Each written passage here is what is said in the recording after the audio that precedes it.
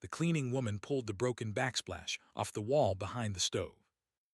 A yellow envelope fell out onto the linoleum. Inside was one photograph. Her husband was in it. He was lying on his back. His arms were thrown wide. A young man in a dark suit stood over him. The young man was smiling. The date in the corner read August 1973. She had buried her husband that same month. The funeral home had given her a sealed casket. They told her not to look inside. She believed them for 52 years. She picked the photograph up. Her hand was shaking. The young man in the photograph still lived in this house. He was upstairs taking his afternoon nap. Why would a killer keep his own crime scene taped behind his stove? If you have ever wondered why some murders stay unsolved, stay with me. Anna Russo had been cleaning the same big stone house every Tuesday and Friday for 9 years. She worked from 7 in the morning until 2 in the afternoon. She made $14 an hour. The agency took 3. She never spoke unless she was spoken to. She never looked at the men who came and went through the kitchen door. She had learned a long time ago that the women who cleaned for this family lived longer if they kept their eyes on the floor. She was 54 years old. Her back hurt. Her knees hurt. She had 2 grown sons who lived in Phoenix and called her on Sundays. She had a small apartment in Bay Ridge with a window that faced an alley. She had a black and white wedding photograph on her dresser. The man in that photograph had been her husband for 11 months. His name was Daniel Russo. He had been a federal agent. He had died on assignment in the summer of 1973. She had been 22 years old and 3 months pregnant. She had lost the baby a week after the funeral. She had taken the cleaning work after her second son left for college. She needed the money. She did not need the company. Her sister had told her not to take the job. Her sister had read the name of the agency's biggest client in the paper once and had asked Anna if she knew who she was working for. Anna had said she knew. Her sister had asked her how she could stand it. Anna had said she stood it the same way she stood everything else. 1 hour at a time. 2 days a week. With her eyes on the floor. The truth was that she did not really know the family she cleaned for. She knew them as a smell of cigar smoke in a hallway. A pair of leather shoes by the front door. A voice on the phone in another room. She had never asked questions. She had never been told anything. She had a routine. The kitchen first. Then the dining room. Then the 2 big bathrooms downstairs. Then the long hallway. Then the front parlor. Then she would carry the trash bags out to the side yard and wait for her bus. That Friday morning she arrived at the house at 7 sharp. The housekeeper let her in through the side door. The kitchen was a mess. There had been a dinner the night before. 12 plates were stacked in the sink. The wine glasses still had lipstick on them. A man's gold cufflink was sitting on the counter next to a half-empty bottle of Sambuca. A pair of women's reading glasses had been folded on the windowsill and left behind. Anna put on her rubber gloves and got to work. At 10:30, the housekeeper came in and told her that the boss of the house wanted the backsplash behind the stove replaced. The old one had cracked when one of the cousins had thrown a glass at the wall the night before. A new panel was leaning against the pantry door. Anna was told to pull the old one off, sweep up the pieces, and put the new one up before the boss came down for lunch. She nodded. She did not say a word. She had done small repairs in this kitchen before. She had patched a hole in the plaster behind the refrigerator. She had replaced a broken cabinet hinge. She had unscrewed a leaking trap under the sink. The housekeeper had once told her that the men of the house did not like having strangers in the kitchen. Anna was not a stranger. Anna was the woman who knew where the spare sponge was. She was as close to invisible as a person could be without leaving the room. The agency had given her this house on her second week. The dispatcher had said it was a hard job. He had said the family was particular. He had said the family had let go 3 women in the last year. He had said one of those women had been sent home in tears.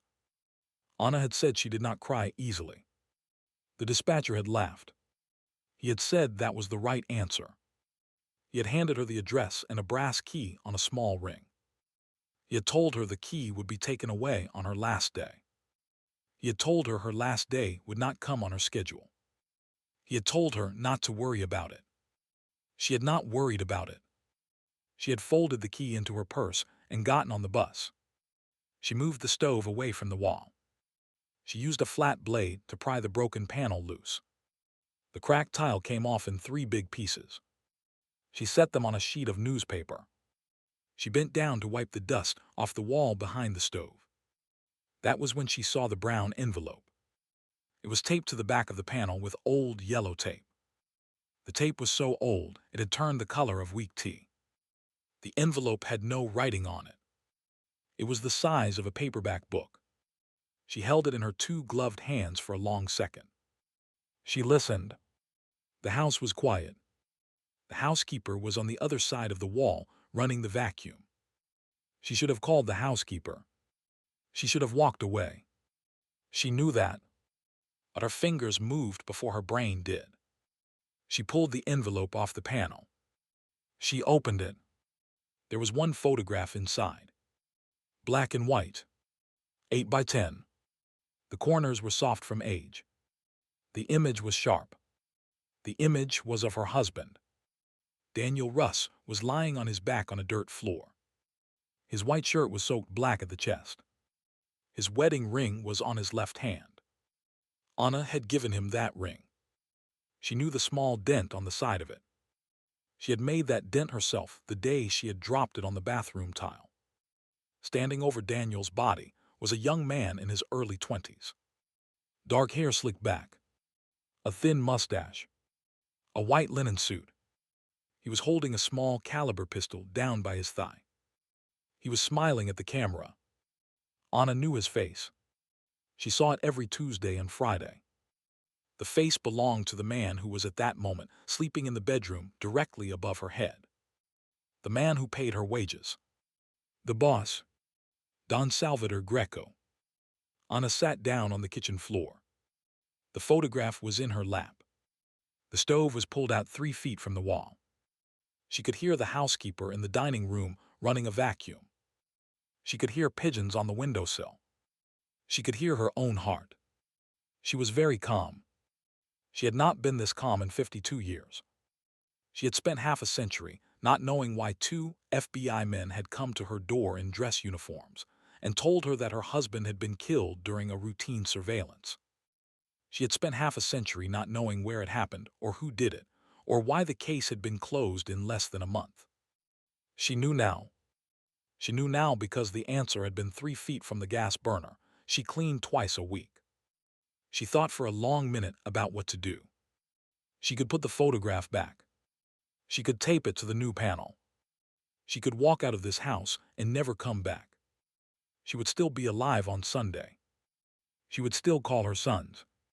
She would still sleep in her own bed. She thought about that. She thought about it the way a person at the edge of a roof thinks about stepping back. Then she thought about Daniel. She thought about the small dent on his wedding ring. She thought about the baby she had lost. She thought about the sealed casket. She thought about the 2 men in dress, uniform on her doorstep with their hats in their hands. She thought about the funeral home director who had patted her shoulder and told her not to remember Daniel this way. She had not remembered Daniel any other way for 52 years. She put the photograph in the envelope. She slid the envelope into the front of her uniform under the apron. She stood up. She put the new backsplash on the wall. She lined it up. She pressed it into the fresh adhesive. She washed her hands. She rolled the broken pieces of the old panel into the newspaper and carried them out to the trash bin in the side yard. She came back inside. She finished cleaning the kitchen. She wiped the counters. She put the dishes away. At 12:15, she heard footsteps on the stairs. The boss came down for lunch. He was wearing a blue silk robe. He nodded at her. He said, "Good afternoon, Anna." She said, "Good afternoon, Don Salvator." Her voice did not shake. She had practiced this voice for 9 years. She finished her shift at 2 o'clock. She walked out the side door. She walked down the long driveway. She walked to the bus stop at the end of the block. She got on the S78 bus. She did not go home. She got off at the ferry terminal. She rode the boat to Manhattan. She walked 7 blocks north from the slip. The sky was clear. The wind off the harbor was cold for May. She walked into the lobby of the 26th Precinct on West 126th Street. She asked the desk sergeant for Detective Michael Marino. The sergeant asked if she had an appointment. She said no. The sergeant asked what this was about. Anna said it was about an unsolved murder from 1973. The sergeant picked up the phone. Anna sat down on the wooden bench by the door. She put her hands in her lap. She waited. The lobby was warm. A radiator clanked. A man in handcuffs was being walked past her toward the back. She watched the floor. For the first time since she had pried the panel off the wall, she felt safe. Detective Marino was 47 years old. He had grown up in Bensonhurst. His father had been a beat cop in the 79th Precinct. His mother had been a school nurse. He had a wife and a daughter who was a junior at Fordham. He had been on the job for 23 years. He had made detective at 31. He had been working homicide for the last 12. He had a clearance rate of 78%. He was good at his job. He was honest. He had refused 2 transfer offers to organized crime because his old mentor Daniel Russo had told him once over a beer that the only place a cop should never work was the place where his own family had cousins. Marino had Greco cousins. 3 of them. He stayed in homicide. The desk sergeant called up to him. He said there was a woman in the lobby who wanted to talk about a 1973 murder. Marino came down. He saw Anna standing by the front desk in her gray cleaning uniform with the agency patch on the chest. He had not seen her in 17 years. She had aged. So had he. He brought her upstairs to his desk. He sat her down. He poured her a paper cup of coffee. He asked her what she had. She did not say anything. She reached under her apron. She took out the brown envelope. She set it on his blotter. She slid it across to him with 2 fingers. Marino opened it. He looked at the photograph for a long time. He set it down. He looked at Anna. He said, "Where did you find this?" She told him. She told him about the cracked backsplash and the new panel and the old yellow tape. He listened without interrupting. When she was done, he asked her if anyone in the house had seen her take it. She said no. He asked her if she had told anyone else. She said no. He asked her if she had touched the photograph with bare hands. She said yes. He asked her if she understood what she had just brought him. She said yes. She said her husband had been killed by Salvatore Greco in the summer of 1973, and she had been told for 52 years that no one knew who did it. She said she wanted Marino to put the man who killed Daniel in a cage before she died. She said she did not care what it cost her. Marino looked at her for a long moment. He said it would cost her a lot. That night Marino did not send Anna home. He could not. The Greco family had eyes on every block in Bay Ridge. They had a man at the bodega across from her building. They had a woman in the laundromat on the corner. They had a kid who watched the door of her walk up from the bench by the bus stop. If Anna went home tonight, she would be dead by sunrise. Marino knew this. Anna knew this too. She had known it from the moment she had pulled the photograph off the wall. Marino put her in a small room on the 3rd floor of the precinct. The room had a cot, a chair, a small sink, and a window that faced an air shaft. It was the room they used for cooperating witnesses when there was no time to set up a real safe house. He brought her a turkey sandwich from the deli on the corner. He brought her a clean towel and a toothbrush in a plastic wrapper. He told her he would have a friend bring her some clothes in the morning. He told her not to leave the room. He told her not to use the phone. He told her not to open the door for anyone but him. She nodded. She said she understood. She ate the sandwich. She lay down on the cot. She did not sleep. Marino stood outside the door for a long minute after he closed it. He listened. He could hear her breathing. He could hear the radiator hissing. He could hear a siren 2 blocks away. He thought about his mentor. He thought about the last time he had seen Daniel Russo alive. Daniel had stopped by his father's house on a Sunday in July of 1973. Daniel had brought a bag of peaches. He had ruffled the 8-year-old Marino's hair.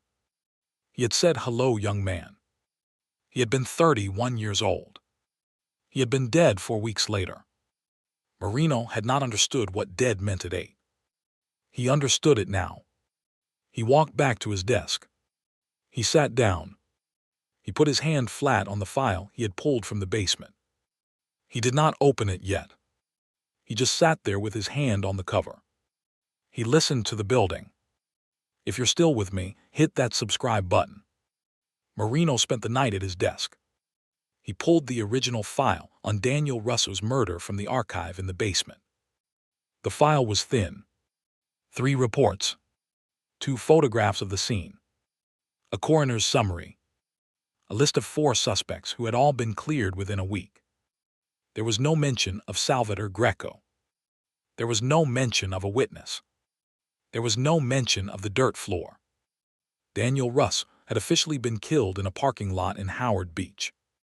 The photograph in Anna's envelope had been taken in a basement. The walls in the photograph were poured concrete, with the wooden form lines still visible. The floor was packed dirt. Howard Beach did not have basements. Howard Beach was built on a salt marsh. Marino had grown up 2 miles from Howard Beach. He knew this. The body in the photograph was on its back. The body in the case file was found face down. The body in the photograph had been shot once in the chest. The body in the case file had been shot 3 times in the back. The case file had a sketch of the scene drawn by a uniformed sergeant. The sketch showed a chalk outline of a man lying face down between 2 parked cars. There were no parked cars in the photograph. There was only the dirt floor and the concrete wall and the smiling young man in the white suit. The case file had been signed off as closed by a captain whose name Marino did not recognize. He looked the captain up. The captain had retired in 1976 and died in 1991 in a fishing accident off the coast of Florida. The captain had been Frank Caputo's father-in-law. He sat at his desk until 4 in the morning. He drank 6 cups of coffee. He wrote down a list of every person who had touched the Russo case in 1973. There were 9 names. 6 were dead. 2 were retired and living in Florida. 1 was still on the job. That one name was a deputy chief in the Intelligence Bureau. His name was Frank Caputo. Frank Caputo was married to a woman whose maiden name was Greco. She was Don Salvatore's youngest sister. Marino stared at the name on his pad for a long time. Then he tore the page off the pad. He folded it twice. He put it in his inside jacket pocket. He stood up. He went down the hall and looked in on Anna. She was sitting up on the cot with the blanket around her shoulders. She was looking at the wall. He told her to try and sleep. She said she would try. She did not try. In the morning, Marino called only one person. He called a lieutenant named Roberto Vega, who ran a small task force out of the federal building downtown. Vega and Marino had worked a case together 6 years earlier. Vega was a quiet man with a quiet office and a habit of not telling people what he was working on. Marino trusted him because Vega had once turned down a promotion that would have required him to report to a deputy commissioner who was the godson of a Greco capo. Marino told Vega he had a witness and a photograph.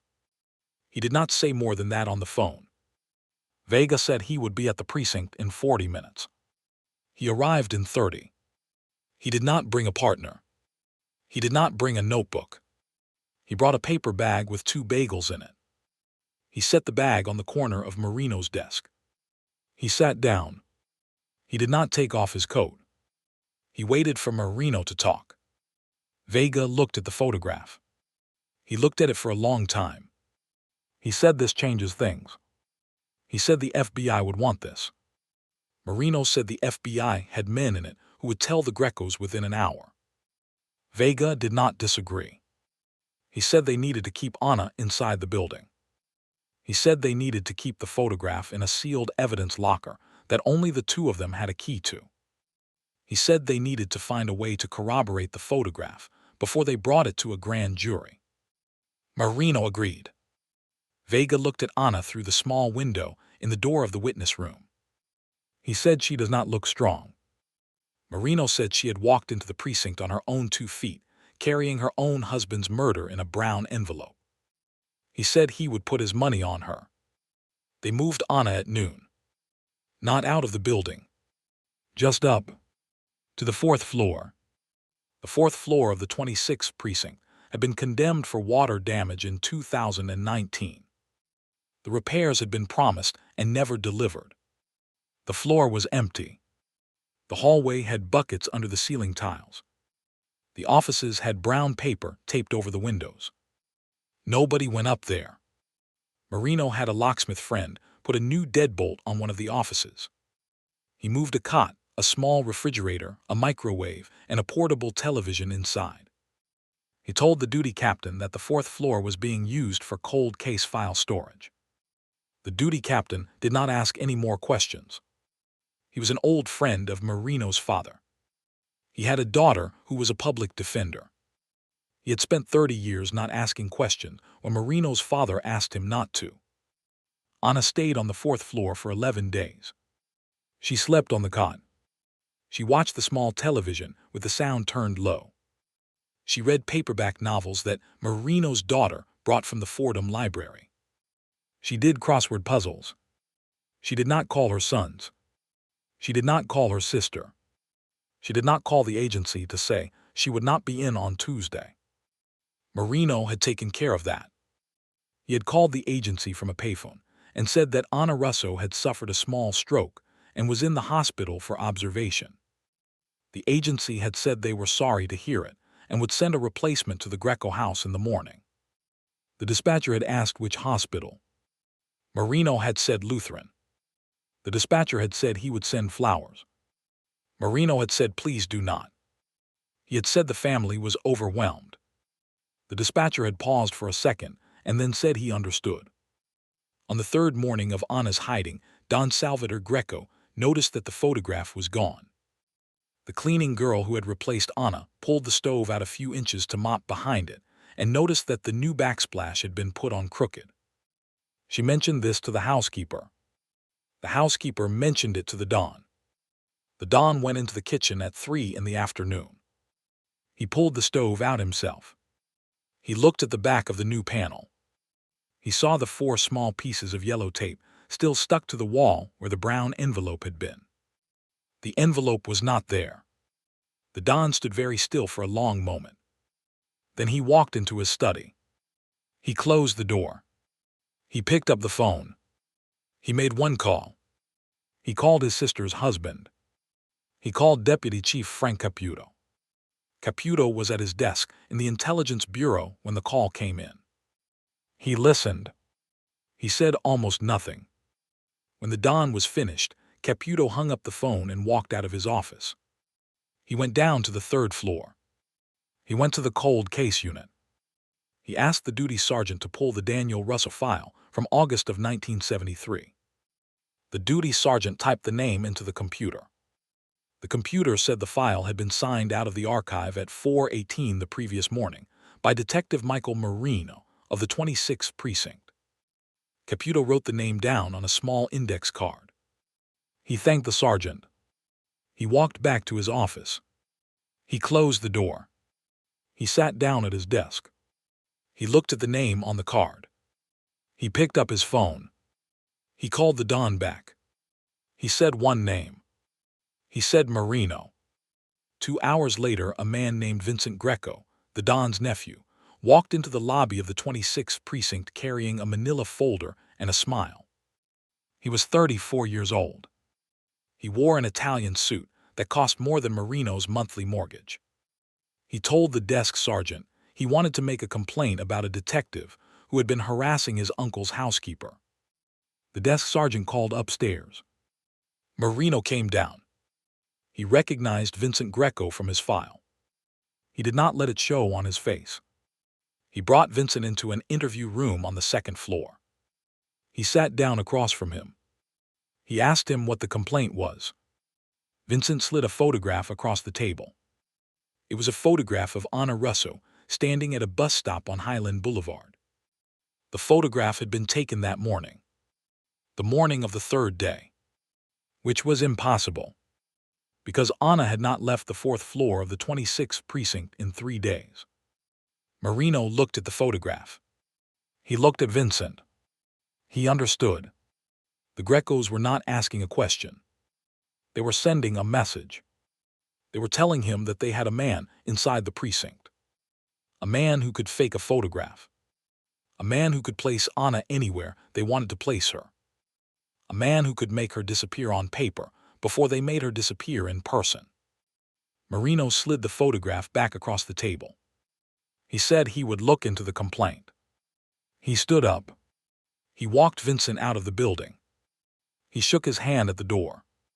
He smiled. He went back upstairs. He sat down at his desk. He picked up the phone. He called Lieutenant Vega. He said, "We have a problem." That night Marino did not go home. Neither did Vega. They sat in the fourth floor office with Anna. They drank coffee from the machine in the basement. They talked in low voices. Marino said he had counted the people in the building who knew Anna was upstairs. There were 4. Himself, Vega, the duty captain, the locksmith friend. He said he trusted all 4. Vega said trust was not the question. The question was whether any of those 4 had been seen by someone else who did not need to know what they were doing. Vega said the Don did not need a man on the inside. He just needed a man who watched the building. He said there was a coffee cart on the corner across from the precinct that had been there for 15 years. He said the man who ran the cart was the cousin of a Greco soldier.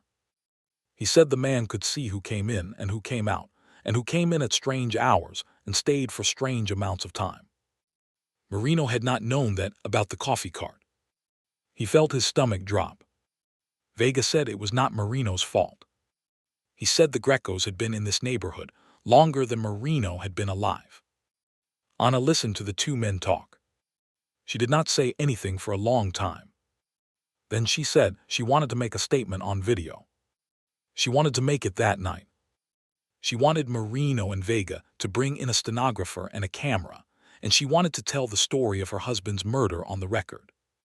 She said that way if something happened to her, the photograph would still have a voice. Vega looked at Marino. Marino looked at Anna.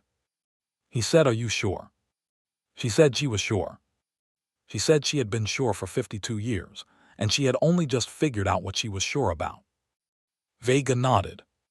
He stood up. He said he would get a camera and a stenographer, and he would be back in 2 hours. He left the office. Marino stayed with Anna. He did not say anything. There was nothing to say. He sat in the chair by the door. He kept his hand on the grip of his service weapon. He listened to the buckets in the hallway dripping water onto the floor. He waited for the door to open. He waited for the woman in the gray uniform to stand up and say her name on the record. He waited for the work of 52 years to finally begin.